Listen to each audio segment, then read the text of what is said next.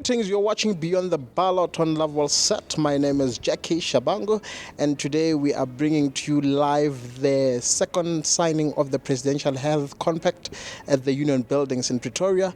As you know that South Africa is on the road to the full realization or full swing of the national health insurance, and today we are just here to witness one of the milestones get towards the realization of that national health insurance. So stay tuned as we bring you up-to-date coverage of the proceedings taking place right here in Pretoria. Welcome colleagues. I'm sure this is your first gathering here at government level since your appointment. We welcome you. Leaders of sectors in health, academia, community, labor and business. In 2018, the President convened a broad range of stakeholders working within the health sector to discuss the state of our public health sector, chronic and emerging challenges, but more importantly, the main objectives were to achieve consensus on a set of actions we will jointly undertake to improve the provision of healthcare services, use our collective and strategic advantage to develop and implement sustainable solutions for the healthcare system. This gathering, entitled the Presidential Health Compact, was a first, and there was a lot of optimism and enthusiasm among those present because they regard it as a new way dealing with ongoing and emerging issues in the healthcare system.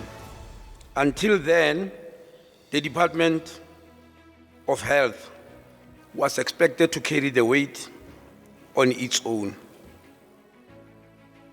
Unfortunately, before any concrete action was taken, the country was then hit by COVID-19 pandemic, which, in addition to bringing the country to a stop, put paid to any plans contained in the compact. Although the impact of this pandemic was felt across all sectors and households, the health system withstood the most of this devastating disease. Challenging as it was, the pandemic exposed other hidden weaknesses in our system, thus enabling us to ensure these are addressed in the second plan of the health compact. The HIV/AIDS pandemic did not only expose weaknesses in South Africa, it actually exposed weaknesses globally. That's why, as I'm standing here in front of you today, our former Director General of Health, Precious Matsoso, is chairing a special committee in Geneva, which is working on pandemic preparedness for the whole world, because we were never ready when when COVID-19 struck. It is hoped that at some stage, the World Health Organization will call all ministers of health for a special meeting to adopt that pandemic preparedness plan. You are welcome to my house.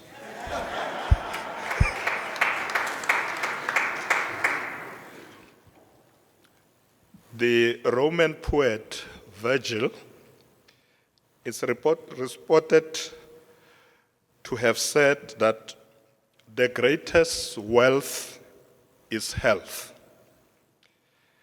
This is especially true when it comes to the health of a nation. A healthy nation is more economically productive and prosperous.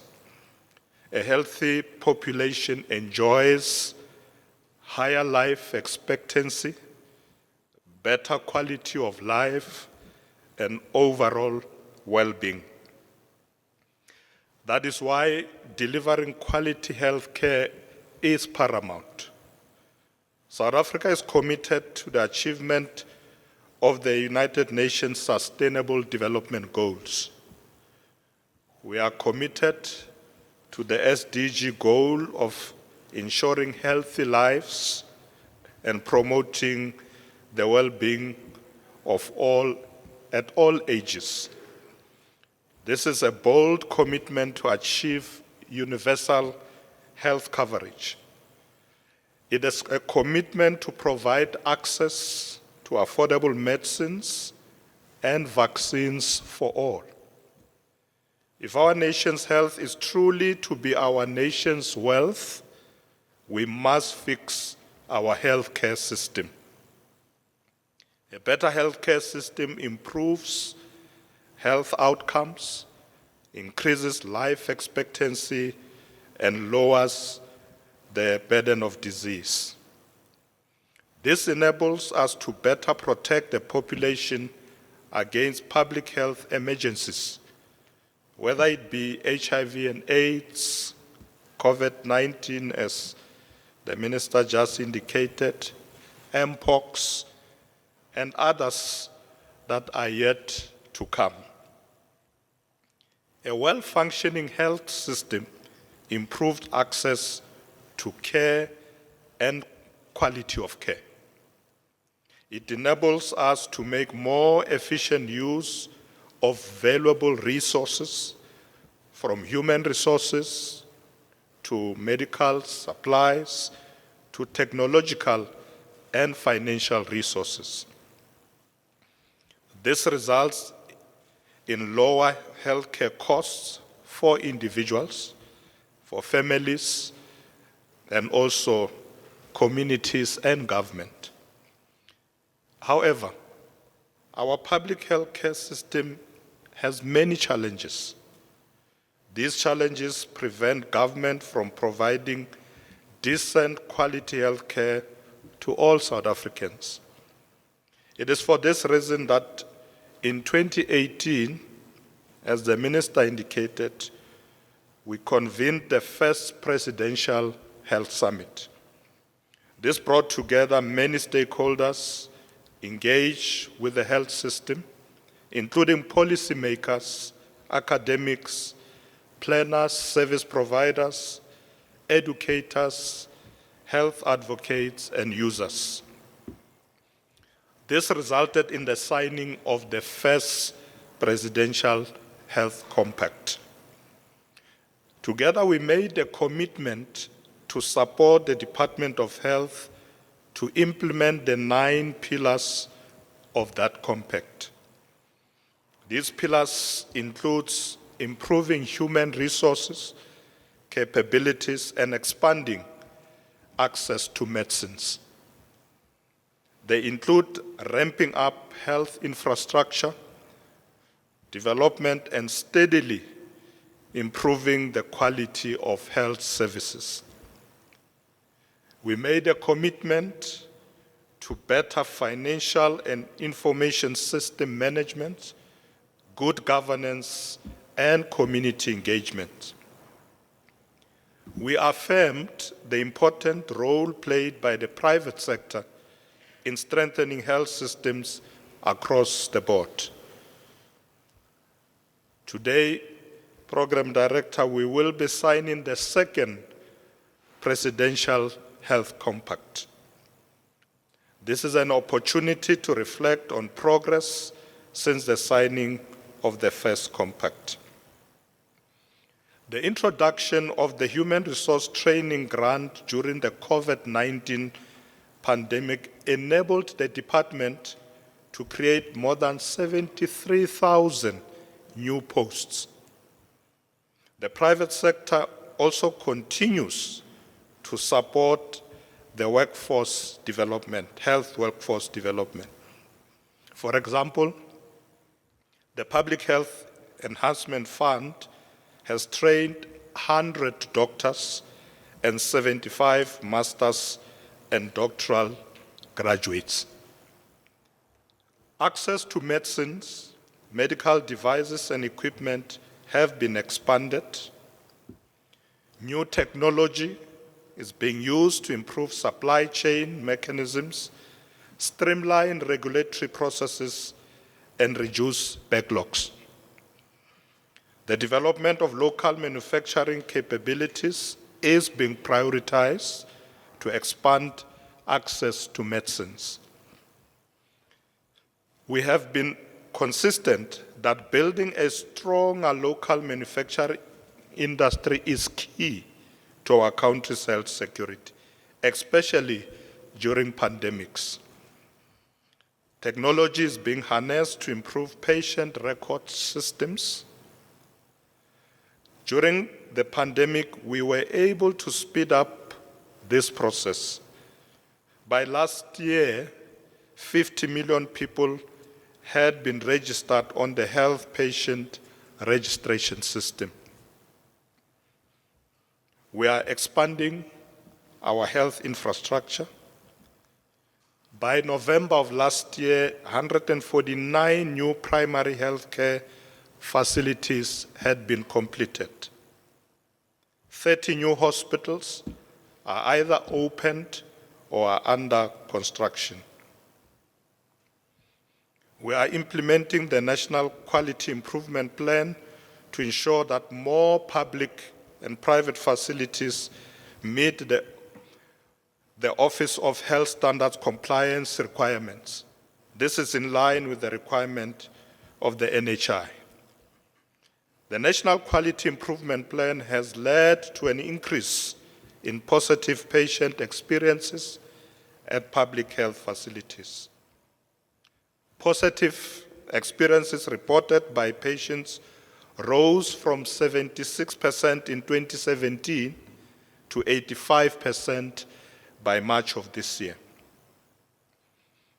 Healthcare funding faces challenges due to budget cuts and a constrained fiscal environment, compounded by, amongst others, inefficiencies, mismanagement, and corruption in resource allocation.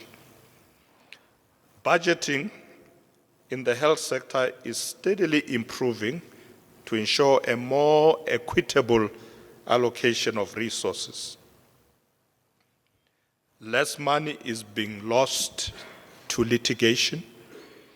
This is thanks to the hard work of the Health Sector Anti-Corruption Forum, which continues to expedite prosecutions and recover stolen funds. The private sector has a crucial role to play in strengthening health systems. Our experience with COVID-19 showed how we could deepen public-private partnerships. With greater collaboration, the resources and capabilities of both the public and the private sectors can be brought to bear to serve those who need health care the most. With the NHI Act now signed into law, it is even more urgent that we work together. As we implement the NHI, we will build on lessons learned to streamline standards and ensure quality of care, whether it is rendered at a public or private facility.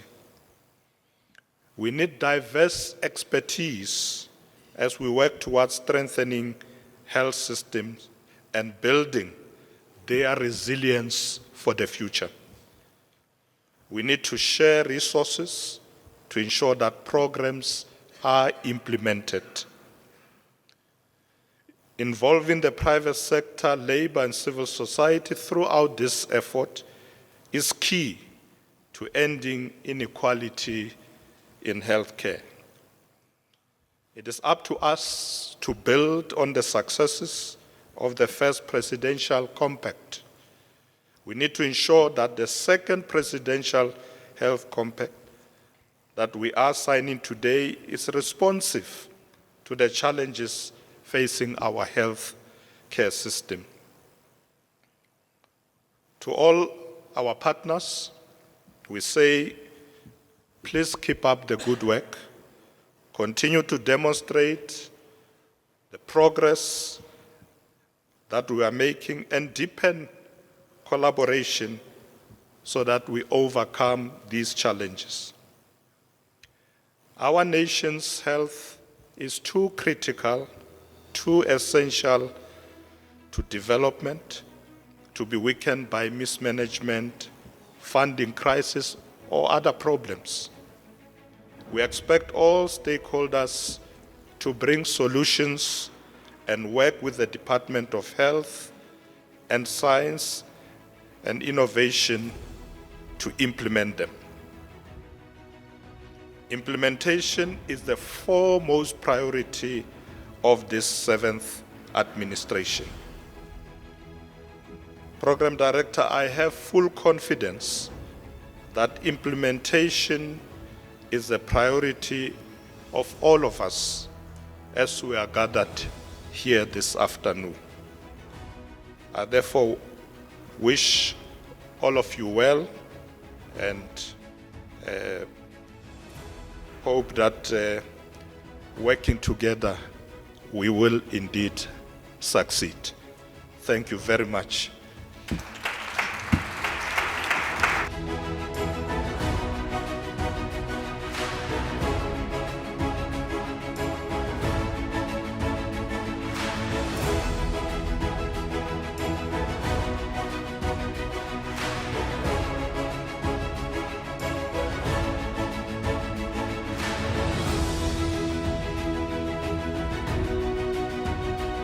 Yeah, your highlights of today, what brings you here? Are you excited? Are we making progress as a country as far as the transformation of the health sector is concerned? Thank you very much for the question. Brilliant question. I must make mention that without this kind of unity and the kind of engagements, you are not going to solve the problems of this country. So I believe the ministry and the presidential compact in this case is the right decision to invite all stakeholders to ensure that they can contribute to the fulfillment of the universal coverage in terms of health. And I believe this is, world over, we all know that countries are looking forward to having universal health coverage for their citizens. And I think we must spearhead that, especially in our continent of Africa. Amazing. In light of your work as an association, I know that over the years it has been a struggle for many of the emerging or aspiring practitioners in your industry to occupy the space, especially business entrepreneurs. Do you see this being able to suffocate some of the impediments that have been glaring, those that I've mentioned in the sector? I agree with you, and to support that which you have just said, this NHI, and I must qualify that once we have, the government has taken up all the inputs that we are putting to them as stakeholders, and they have solidified the document such that it's now supported by all. I must make mention that I don't see any other tool of transformation in a country like ours, because we've had this skewed healthcare provision for a very long time. And I am in the private sector. I can tell you that the services that we provide doesn't touch a good percentage of our people. We still have our own people living in abject poverty, no access to healthcare, and this should really be changed. And I think the government here has taken the bull by the horns and really decided that it must end here and now. And I believe that with the phased approach of the NHI implementation, it can't get any better. I don't see any other solution. And I must add that it's not necessarily a panacea that will bring us utopia, but it is a start of good things to come for the country. Once we have inclusion of every citizen in our country, we will move in terms of cohesion. I think socially it is justifiable and it must be done. In fact, it's long overdue. In as far as raising awareness, your members, it is very important that people are informed, but probably a large number of those who are aspiring to be part of the ecosystem of your industry are left outside and they don't know what to do. How can they get a hold of you, and what are the plans in terms of raising awareness from your organization, or rather disseminating information to your members moving forward? Thank you very much. ICPA, you can reach us at www.icpa.co.za. That is our website. Or you can drop us an email, info@icpa.co.za. And I believe that once we get this thing right, you would know that as ICPA, we represent about 1,200 community pharmacies. That is where the services are needed. And we believe the rural areas must also get more of these services that are rendered mostly in the urban areas and cities and towns. And we believe this is also part of the strategy to bring those services to communities where it is really mostly needed. So we have about 20,000 support staff and about 3,000 pharmacists. And we believe that there is an opportunity for any pharmacist and young entrepreneur that is looking to open their own business to start looking at what ICPA is doing and take a leaf from us as to how can they service their community. We've got a lot of pharmacy students that comes from rural areas, but they need support so that they can open in the communities where they come from and take health care and knowledge to where they come from so that we can transform this nation from the rural areas into the urban. And I believe that is really a justifiable motivation as government to want to achieve that. And we as ICPA are in support. We know that there are teething problems, but we believe internally as we engage, we will be able to resolve some of these problems that we are aware of. And we are not saying the system is perfect at the moment, but it is a work in progress. And we want to be part of that work in progress in order to deliver this so much needed service to the residents and the citizens of our country. I think that is the right thing to do. It's not even about politics. It's really about the right thing to do. Morally and ethically speaking, this is justifiable. Mr. Motivi, welcome to Beyond the Ballot. No, thank you. Thank you very much for this opportunity. We were really pleased to be here and see the health compact being signed for almost the new cycle, you can call it that, for the new administration. And we are really still ready to support from the Special Investigating Unit side, just to investigate corruption generally. But in particular, as the chair of the Health Sector Anti-Corruption Forum, to make sure that all of the vulnerable areas in the health environment are really looked at, even from a prevention side. Going forward, it's a good start actually, because we have just finalized the draft of the National Corruption Prevention Framework, which we will take through the process and we will take it through the public consultation. Amazing. Amazing. Sir, when people see you or when they hear your name, they are thinking prison. Oh. Somebody's going to arrest the who's and who's of society. What is your strategy in actually not even mitigating, but preventing the expression of corruption in this beautiful NHI initiative? Yes. Thank you so much for that. I'm glad you're asking that part. So, as the Health Sector Anti-Corruption Forum and as law enforcement agencies in government and government as well, we have specifically looked at the processes with the department, National Department of Health, NHI processes so far, and we are still continuing to unpack all of those business processes of the NHI and identify vulnerabilities on each process so that we can now identify areas to mitigate. The biggest vulnerability there and the biggest exposure is going to be around procurement. There's going to be huge procurement processes in the NHI, so we want to make sure that we devise a framework that would identify all those corruption risk indicators so that we can work with the National Department and the stakeholders, that they were all here, and even in the Health Sector Anti-Corruption Forum, so that we don't wait for this corruption to happen as we often do. So we'd like to mitigate it before it really happens. And we know that we won't be 100%. So in instances where it happens, then there also the machinery to investigate and to prosecute and to recover lost assets should also kick in. Yeah. Amazing. Somebody might say there's some pending maybe issues that emanated from that COVID procurement process. How far are you, and what probably are you going to conclude the cases very soon? I know that not so much of the process is in your hands. Yeah. You just do part of the process, which is very critical. Yeah. But the NPA and other jurisdictional authorities have got the responsibility to can facilitate and see that justice is imposed against those who have, interfered with the process. Can you take us to confidence that really we will not see as much as fiddling with the system as we did during the COVID era? No, I can assure you that we are really very, very active in ensuring that there's consequence management. The investigations are complete, but although there and there we keep receiving new allegations, but 99.9% of the investigations are done. Now we are making sure that there's consequence management. Once the investigations are done, evidence will point to the need to prosecute and the need to recover assets that have been stolen and the monies that have been lost. You would have seen recently that we did search and seizure on a wide scale, mainly in Mpumalanga, but in other provinces as well.